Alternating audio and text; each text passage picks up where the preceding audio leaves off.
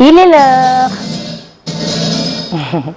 Il est l'heure de se déporter du côté de Yaoundé, tout le plateau avec et tous les téléspectateurs avec pour l'instant réservé à la revue de presse bien exécutée tous les matins par Gisèle Pierre et Sono. Déjà installé Thierry. Gisèle Pierre, Sono, bien le bonjour, le cœur enflammé de joie, nous vous envoyons l'antenne du côté de Yaoundé. Voilà, bonjour Thierry Carole, bonjour également à vous Patricia accueillis. Effectivement, je vous accueille le cœur enflammé de joie comme d'habitude. Vous, mais également les millions de téléspectateurs de Canal 2 International, ceux du Cameroun et du monde entier qui sont tous chargés fort d'informations. Bienvenue donc à la revue de presse sur Canal Matin et donc sur Canal 2 International. Sans doute, l'actualité institutionnelle la plus dominante aujourd'hui, c'est bien entendu la rentrée parlementaire. Sénateurs et députés reprennent le chemin des hémicycles respectifs. Et bien, après une intercession qui a d'ailleurs duré 3 mois, l'Assemblée nationale et le Sénat qui rentre dans une session certes ordinaire, mais spéciale par l'objet principal des travaux, à savoir l'examen puis l'adoption plus tard d'une loi qui contient d'ailleurs le budget de l'État du Cameroun pour l'exercice 2021. Cameroun Tribune, le quotidien camerounais à capitaux publics, le dit si bien, c'est l'enjeu majeur de ces prochains 30 jours de travaux, aussi bien à l'Assemblée nationale qu'au Sénat, dans un contexte qui est marqué par le coronavirus qui reste donc une menace et dont il faudra tenir compte au plan économique et financier. Question de construire ces budgets pour l'exercice 2021 de l'État du Cameroun. Enjeu vital aussi pour ce qui est de la circulation routière au Cameroun. Pour excès de vitesse, apprend-on de Cameroun Tribune, le quotidien camerounais à capitaux publics, une fois encore ce matin, eh bien, ce sont 20 automobilistes camerounais qui se voient suspendus de conduite. Ils en ont été convaincus dans le cadre de l'opération Zéro Accident, lancée par le ministre Jean-Ernest Massé Nangalais Bibé des Travaux publics. Une opération qui court d'ailleurs jusqu'au mois de décembre prochain. Garde donc aux mauvais chauffeurs. Après cette phase de sensibilisation dont on sait qu'elle a couru et elle court d'ailleurs concomitamment avec la phase de répression, on le disait, garde donc aux mauvais chauffeurs. On reste dans les transports camerounais, cap à présent sur le ferroviaire pour annoncer avec Génération Libre, lui aussi en kiosque ce jour, que bientôt un train express va acter entre les deux métropoles de Yaoundé et Douala, la capitale et la capitale économique du Cameroun. Cela est d'ailleurs le fruit d'une politique et donc d'une volonté gouvernementale au sens bien compris du transport interurbain au Cameroun. C'est à mettre donc à l'actif du ministère des Transports, indique-t-on au journal ce matin. Dans l'économie verte à présent, Génération Libre, édition de ce jour, s'offusque de ce que Greenpeace s'ingère un peu dans les affaires intérieures de la République du Cameroun et cela sans façon.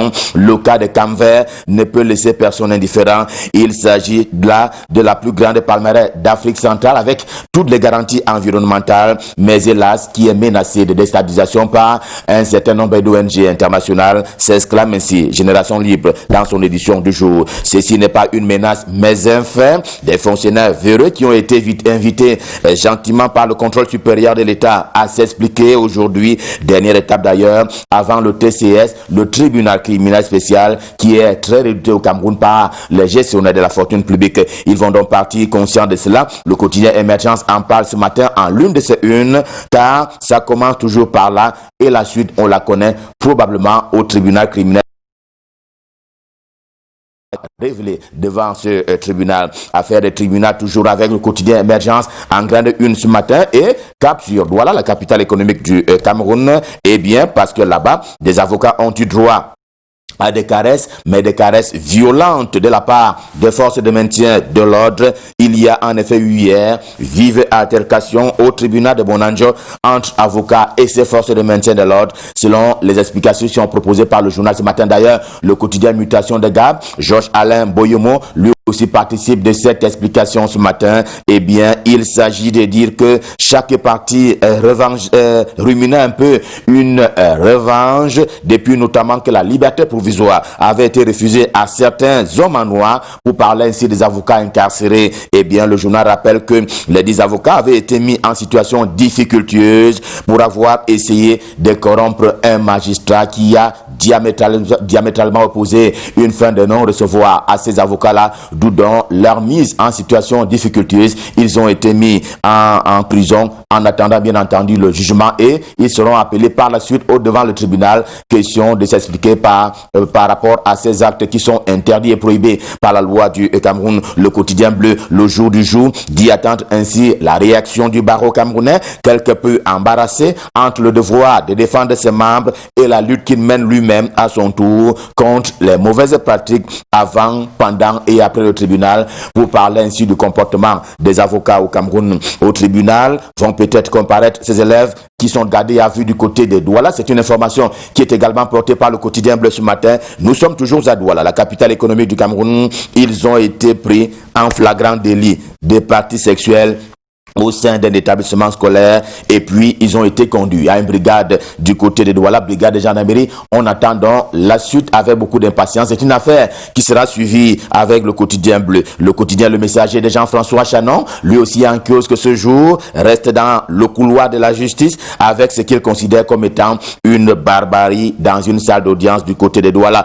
Un acte primitif d'après une réaction qui a été obtenue du député Jean-Michel Nietzsche du SDF, le social-démocratique Front, qui condamne et la tentative de corruption et la bastonnade des hommes en noir, surtout que cela s'est passé dans une salle d'audience, une salle où on tranche les litiges et dont on rend les verdicts. On ne ferme pas le carnet de justice ce matin sans évoquer ces coups de filet de la police nationale. Elle a saisi une cargaison de 250 lingots d'or entre les mains des trafiquants ici même à Yaoundé. Le coup de force vient de la direction de la police judiciaire. Pour ce qui est donc de la police nationale, c'est donc un coup de chapeau qui est tiré ce matin par le quotidien Le Messager à l'adresse de la direction de la police judiciaire du Cameroun. Coup de chapeau également, pourrait-on dire, pour ce qui est du premier ministre chef du gouvernement, Joseph Dion Ngouté, qui vient donc d'adresser une demande d'explication au ministre des Travaux publics. Joseph Dion Ngouté, selon Aura Plus de MMM, Michel Michaud Moussala, veut voir clair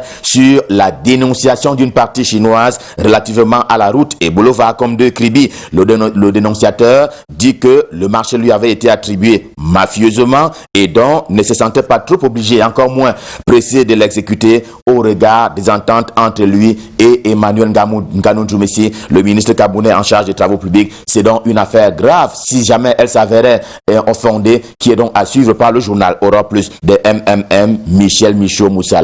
Puis le face de Roger TD est également en kiosque pour l'instant. Le journal nourrit un peu la peur sur ces pratiques si elles sont avérées, mais peur sur le Cameroun qui vit un peu des phénomènes jamais connus auparavant, à l'instar des massacres, kidnappings, bombes qui sont d'ailleurs nés de ce qu'il est convenu d'appeler la crise anglophone. The Guardian Post, quotidien camerounais d'expression anglaise au siège imposant à Yaoundé, et en poste, eh bien, il revient lui sur la remise en liberté du Fon Nsonsem Binglo. Eh bien, il lui a été recommandé simplement, après avoir recouvert la liberté, de retourner à la maison sous escorte militaire et donc avec beaucoup de sécurité, ce qui sera d'ailleurs fait dans l'optique des élections régionales à venir qui se tiennent au Cameroun le 6 décembre prochain. C'est donc une équation qui a été décidée par les autorités administratives locales du côté du nord-ouest camerounais. Quant à l'équation, l'heure est plutôt à la poursuite de la tournée nationale du ministre Mounouna Foutso de la jeunesse et de l'éducation civique. Eh bien, l'autour du soleil levant. Pour y accélérer d'ailleurs la mise en place du plan triennal spécial décidé, on s'en souvient, par le chef de l'État et mise en forme par le Premier ministre et finalement implémenté par le ministre en charge de la jeunesse et de l'éducation civique. Hier encore, les jeunes bénéficiaires ont fêté du côté d'Abomban, Abomban étant un département, en tout cas le chef-lieu d'un des départements de la région de l'Est Cameroun. Peut donc se féliciter l'équation en kiosque ce jour. Son siège est à l'est de la cité capitale Yaoundé. Il a de nouveau été saccagé. Le centre d'intérêt physique du journal Repère de Feu Richard Tounaombe fait l'objet de visites dangereuses mais répétitives depuis pratiquement 12 mois. La météo de Dieudonné Vincent inquiète. C'était la 5e fois en un an. Dans la nuit de dimanche à lundi dernier, les malfrats ont apporté 15 années d'archives et ils ont détruit le matériel de bureau. Cela arrive souvent aussi au quotidien bleu, le jour du jour. La presse fait aussi parler d'elle avec Sudcom de François Bikoro Oba qui conduit les journalistes du Sud dans une vision partagée. L'édition en kiosque donne à savourer aussi des moments de détente des hommes des médias si souvent englués dans le travail, s'oubliant parfois eux-mêmes. Sudcom était donc dans la forêt sacrée d'Avebe Yekombo. C'est à découvrir également puisqu'il s'agit d'un site touristique camerounais. Comme il faut mieux découvrir également la pipeuse chanteuse gospel camerounaise, j'ai nommé Indira, qui fait l'objet de la une principale du journal Info Matin ce matin. Elle chante pour Dieu, Altius, Situs, Fortus, plus haut, plus loin et plus fort. Info Matin ce matin rentre un peu dans le carnet secret, côté jardin et côté cour. C'est d'autant plus qu'elle annonce, elle, Indira, un autre album qui est intitulé Souffle Nouveau. Et donc, c'est donc une femme, une grande dame qui est en construction au Cameroun sur le plan de l'art. Une autre femme qui est mise en exergue ce matin par la presse camerounaise, c'est Marthe Zinchem,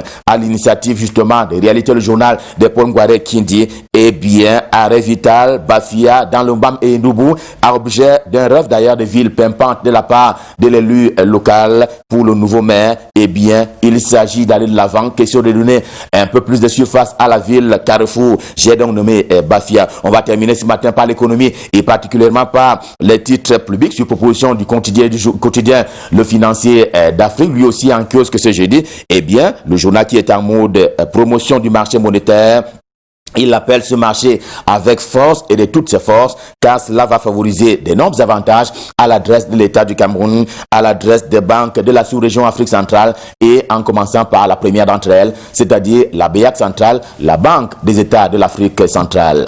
Revue de presse Made in Cameroun, édition de ce jeudi, stop fin, le cœur enflammé de joie évidemment. Nous vous avons servi. Prochain rendez-vous et dernier de la semaine demain quand il sera 7h, nous serons là dans les mêmes dispositions et même prédispositions. Question de vous servir. Repartons le cœur enflammé de joie du côté de Douala pour retrouver nos amis qui sont royalement installés de ce côté-là, Thierry Carole et Patricia Keyi, à qui je m'en vais repasser le pouvoir pour la suite et la fin de Canal Matin. C'est donc à vous Patricia Keyi, c'est à vous Thierry Carole, c'est à vous Douala. Merci, M. Gilles Pierre Arsenault. Et c'est d'ailleurs l'occasion pour nous de remercier une fois de plus la fidélité de tous nos nombreux téléspectateurs et une fois de plus aussi encourager les personnes qui travaillent très bien au quotidien pour donner le meilleur d'elles-mêmes, pour que tout se passe dans de meilleures conditions. C'est l'occasion aussi pour nous ce matin de dire félicitations une fois de plus au directeur général de Camerco, M. Louis-Georges Dipindikoutou, qui au quotidien avec sa grande équipe s'attelle à ce que notre étoile du Cameroun véritablement prenne son envol et ça marche tout doucement. Bravo à toute l'équipe de Camerco et surtout bien des choses à vous. Tout de suite, c'est place à la pub.